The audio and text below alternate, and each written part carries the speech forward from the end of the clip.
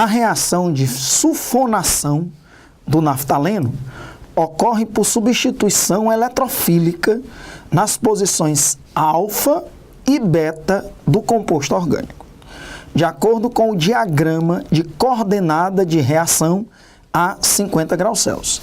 Então, nós temos aqui um diagrama, entalpia versus coordenada da reação, a reação de sulfonação do naftaleno, produzindo aqui dois isômeros, um substituído na posição alfa e o outro substituído na posição beta, que nós vamos já conversar.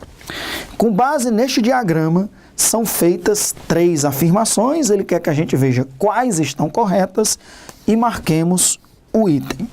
Primeiro antes de analisar os itens, vamos falar um pouco dessa reação de sulfonação do naftaleno, que é uma reação de substituição eletrofílica em aromáticos.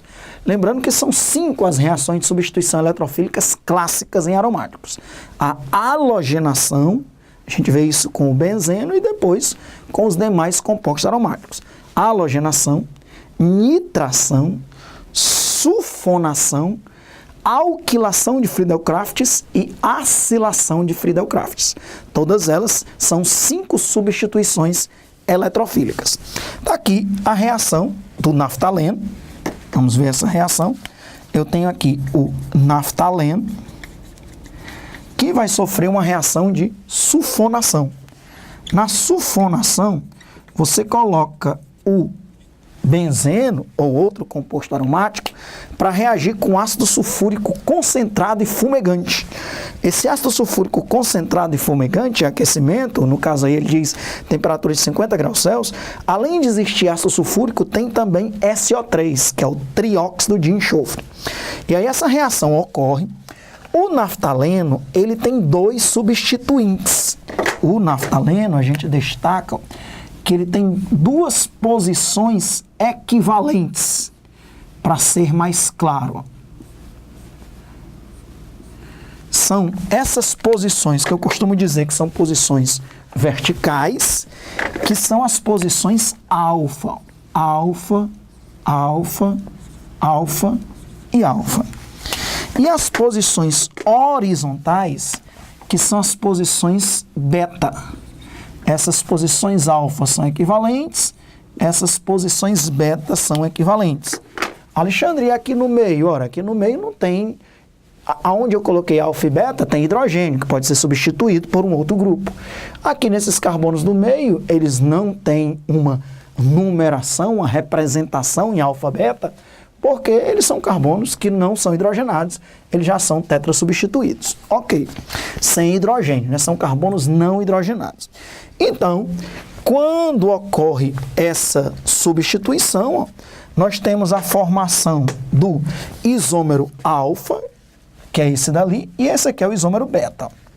Esse aqui é o isômero beta, esse aqui é o isômero alfa.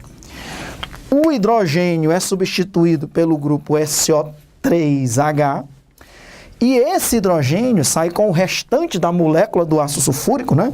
Quando eu estou ensinando esse conteúdo, eu costumo representar o ácido sulfúrico assim, ó, H2SO4, destacando o grupo OH, porque esse grupo OH sai com o hidrogênio, formando o composto inorgânico, que é a água. E o SO3H substitui o hidrogênio, formando um ácido sulfônico. Aqui o isômero beta, aqui o isômero alfa. Essas 2 reações, ó, elas são exotérmicas. Por quê? Porque nós temos aqui a entalpia dos reagentes. Vamos analisar agora o diagrama de entalpia. Está aqui a entalpia dos reagentes e ela forma 2 produtos diferentes. Esse aqui do isômero alfa, né? Vou colocar aqui isômero alfa.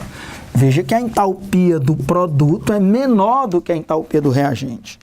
E nós temos outro produto, vou chamar aqui também de HP, só que agora é do isômero beta.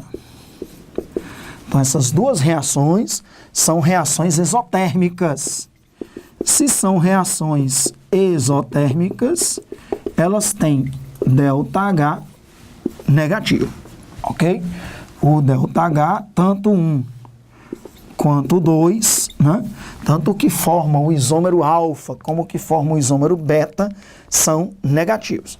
Ok, dessas duas reações, qual é aquela mais reativa para formar o isômero alfa ou para formar o isômero beta?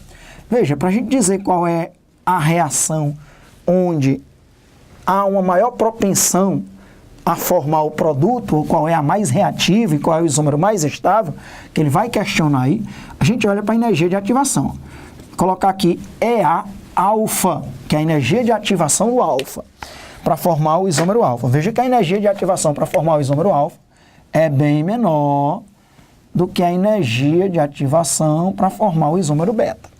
No entanto, apesar da gente dizer que é mais reativo formar o isômero alfa e menos reativo formar o isômero beta, o isômero beta, ele é mais estável. Como é que eu sei que ele é mais estável? Porque ele tem menos energia. Ele é menos energético. Menos energético. Já o isômero alfa, ele tem mais energia. Então, ele é menos estável. Menos estável. Ele é mais energético. Com essa análise, vamos ver aí cada item marcando se eles são verdadeiros ou falsos. Já demos uma olhada na reação, nas classificações, são reações exotérmicas. Dos produtos, o alfa é mais energético, menos estável. O beta é mais estável, menos energético. Em relação à reatividade, mais reativo é aquele que tem uma energia de ativação menor, portanto um complexo ativado menos energético, né? Aqui, ó, é o que a gente chama de estado de complexo ativado. Complexo ativado é o complexo ativado do beta. Aqui é o complexo ativado do alfa. Ok. Beleza. Então tá aí os complexos ativados. Vamos lá. Item 1. A reação de sulfonação do naftaleno é endotérmica. Item 1 falso. Nós já vimos que essas reações de sulfonação do naftaleno, tanto produzindo o isômero alfa como produzindo o isômero beta, elas são exotérmicas. ΔH negativo, porque a entalpia dos produtos é menor do que a entalpia dos reagentes. Ocorre liberando energia. A posição alfa do naftaleno é mais reativa do que a posição beta. Em outras palavras, ele está dizendo que para formar o isômero alfa, a reação ocorre de forma mais reativa do que para formar o isômero beta. Em outras palavras, o hidrogênio que vai ser substituído é mais reativo, esse hidrogênio ser substituído na posição alfa que na posição beta. Isso é verdadeiro. As posições do naftaleno, da alfa e da beta, qual é a mais reativa? É aquela que, para o hidrogênio ser substituído, na sulfonação, tem uma menor energia de ativação. Realmente é a posição alfa que foi substituída pelo grupo SO3H exatamente nesse hidrogênio da posição alfa, que é a posição mais reativa. Verdadeiro o item 2. Das posições alfa e beta do naftaleno, que ali nós temos hidrogênios naquelas posições, o alfa é mais fácil de ser substituído porque ele tem a menor energia de ativação. O beta é mais difícil de ser substituído porque ele tem uma maior energia de ativação. Ok? Item 3. Até agora, item 2 verdadeiro. Item 3. O isômero beta é mais estável que o isômero alfa. Também verdadeiro. Então, 2 e 3 são verdadeiros, a gente marca a letra D. Essa questão é interessante, porque dependendo das condições de temperatura, né, em baixas temperaturas, o que é que acontece? Em baixas temperaturas, como você está colocando uma temperatura baixa, então você não está dando condições, ou dando menores condições para que o complexo ativado beta seja atingido. Então a tendência é que em baixas temperaturas, em temperaturas menores, o isômero alfa seja formado em maior quantidade. Ok? Em baixas temperaturas, não tem energia suficiente para chegar lá no complexo ativado beta, acaba se formando mais o isômero alfa. Quando você coloca uma temperatura bem mais alta, aí a temperatura não vai ser problema, a energia de ativação consegue ser superada tanto no alfa quanto no beta, e aí já tende a formar mais o isômero beta, porque vai tentar formar aquele que é mais estável. As reações químicas ocorrem no sentido de formar o produto mais estável. Então aqui a gente tem um controle que a gente chama de controle cinético e controle termodinâmico. Em baixas temperaturas forma mais o isômero alfa por causa de um controle cinético em relação à energia de ativação. Em altas temperaturas tende a formar o isômero mais estável, é um controle termodinâmico.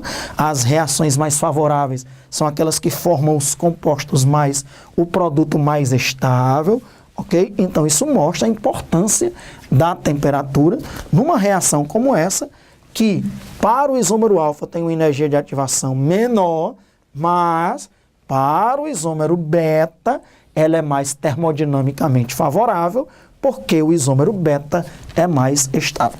Muito interessante essa questão, e a gente falou aí todos os detalhes dessas reações de substituição eletrofílicas no benzeno e nos seus derivados, como o naftaleno, que também é um composto aromático, e tudo foi discutido em detalhes. Nós marcamos os itens 2 e 3 como verdadeiros e, portanto, o item D de dado.